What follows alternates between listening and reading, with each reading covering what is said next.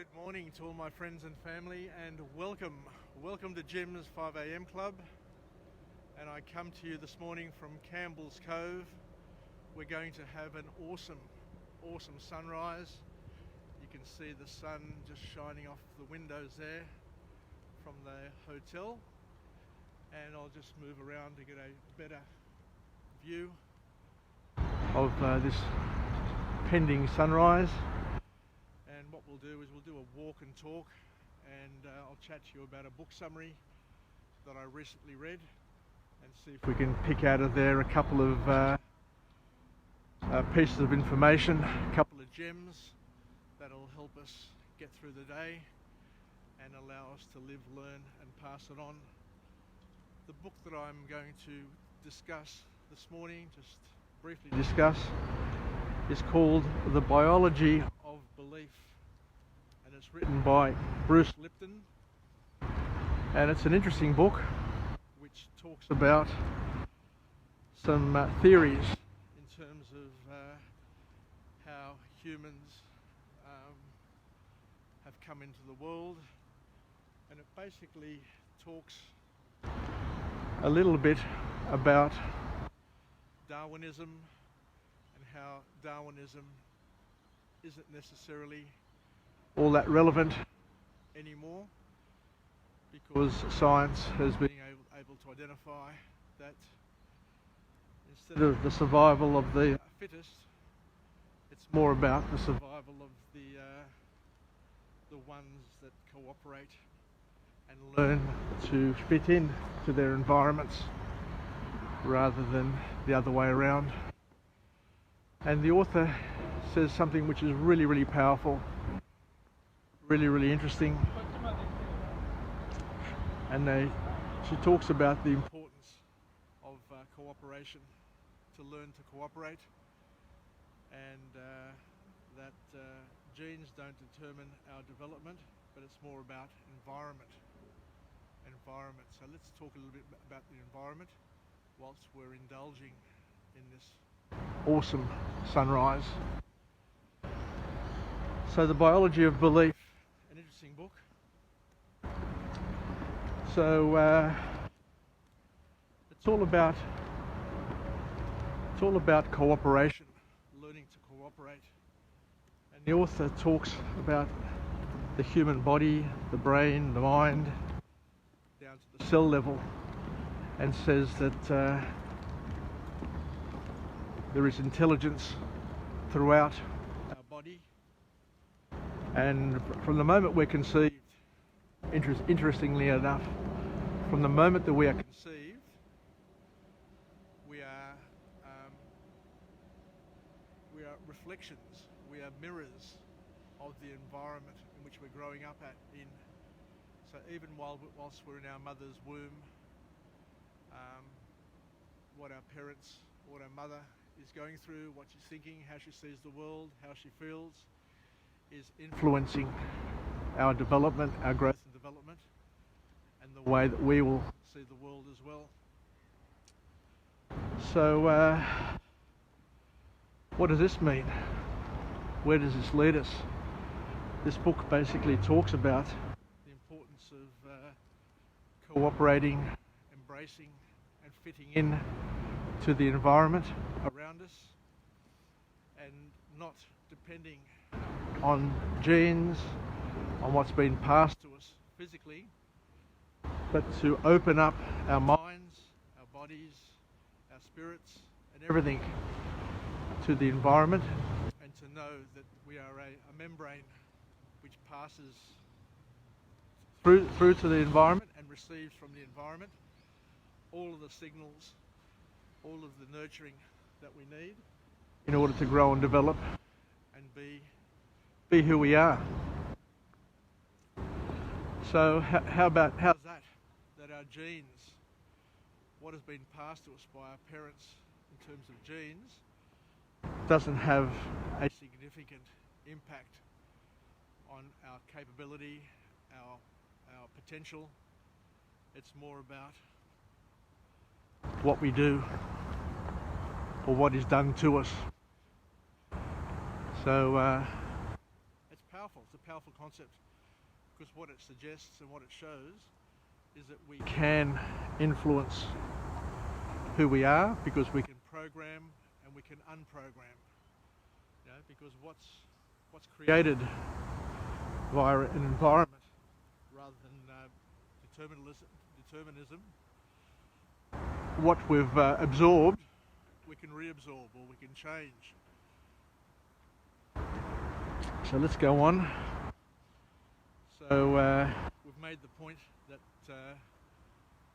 environment is more important than genes.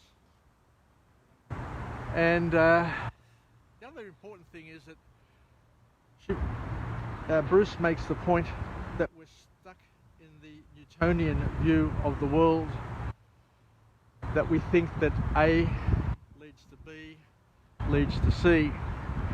But what he says is that our physical bodies, our minds, our cells, everything doesn't really work like that. Doesn't really work like that at all, because he said, or he says, that it's more about the Einstein view of the world, the theory of relativity, that everything is a lot more complex and interactive. So A contributes to B, which also contributes to C, but A also contributes to C directly and indirectly. And there's all these other very, very complex and interactive components to our being that defy logic, and that's why humans are so difficult to understand. I guess the word I'm looking for. We're complex. We're simple yet complex in our behaviours, and that complexity comes about because of the I guess the theory of relativity, that things don't necessarily work in a serial linear way. It's more interactive, it's more based on relativities than anything else.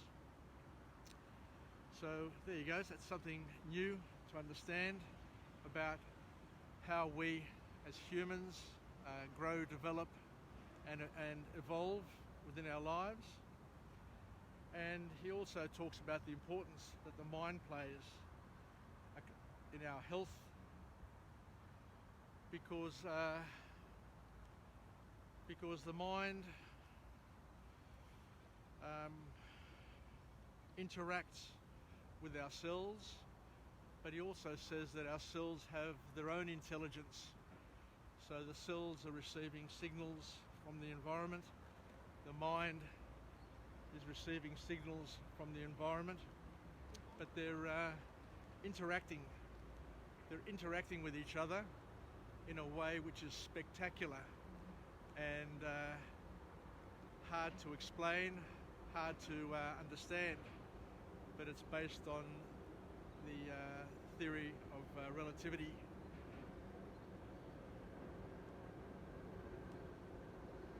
Because as we said before, the brain and the cells communicate both at the conscious and the subconscious level.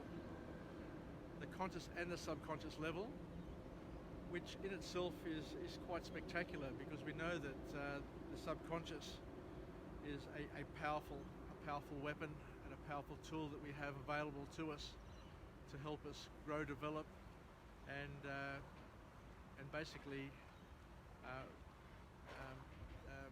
live our lives in a way which is more to our control, with God's help, of course. The author talks about another thing as well. It's called the HPA. It's the hypothalamus pituitary adrenal axis, which is a part of our brain which goes back to our primitive being, and it's something which is very, very sensitive. You know, the flight or fight response that we have, that is a very sensitive part of our brain, which gets triggered with stress and impacts our health, impacts our development, impacts our growth, and impacts a lot of things in our lives. But he also mentions that can be controlled through the way we think, through the way we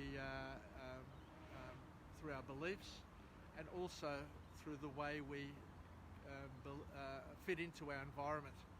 So you can limit the impact of our environment by avoiding it or limiting the access that you have to certain things which happen in our lives, which goes on to suggest that we can reprogram our minds, program our bodies and and the way we respond to things that happen to us.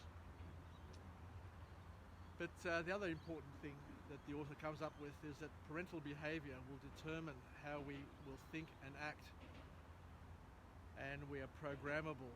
We can program and unprogram our beliefs and the way we grow up and the things that influence us. He goes as far as saying that a fetus from conception is influenced by its surroundings, how a parent feels, how a parent thinks. So there is an importance there for mothers or mothers-to-be to make their womb an ideal place to flourish for a fetus, and that programming of our humanity starts at conception. So there's a lot there. But it all just fits in to what we understand in terms of how us humans are complex and simple at the same time. Let me say that there's a couple of canoeists over there just enjoying this beautiful sunrise. So I'll just pan across and show you what they're looking at. They're looking at that sunrise, and I'll go a little bit further and start taking photos shortly. So that's something that I definitely want to add to the list of things that I want to do. But let's finish off with a positive affirmation. I'm alive, I am well, and I feel absolutely great. To my friends and family, stay connected, stay relevant, and most importantly, understand that we all are a product of our environment, and you can choose the environment in which you flourish in which you choose to grow in and to circulate in, and to be very aware that our subconscious and our conscious are working for us or against us, but we can take control of our mind, and we're not just a product of our genes, but we can become whoever we want to be, because we can, through our mind, program our bodies, and we understand that the placebo effect is very real. So you can program your body to be stronger or weaker depending on the beliefs that you feed it. So take care, everybody. We'll finish off with a positive affirmation. I'm alive and I'm well and I feel great. And I look forward to coming to you again tomorrow from another wonderful location here in Sydney, where we can take in the highlights, the beauties of this magnificent city, and complement and supplement it with hopefully an empowering message to help us get through the day and get through the morning, and allow us to all live, learn and pass it on as best we can, to support each other, to comfort each other, and to be partners in each other's growth and development. Yasas from Jim, and I look forward to chatting to you again and wishing you all the very best for this special and unique day, a day which will never ever come back to us. So make the most of it while you can, and bye for now. Yasas.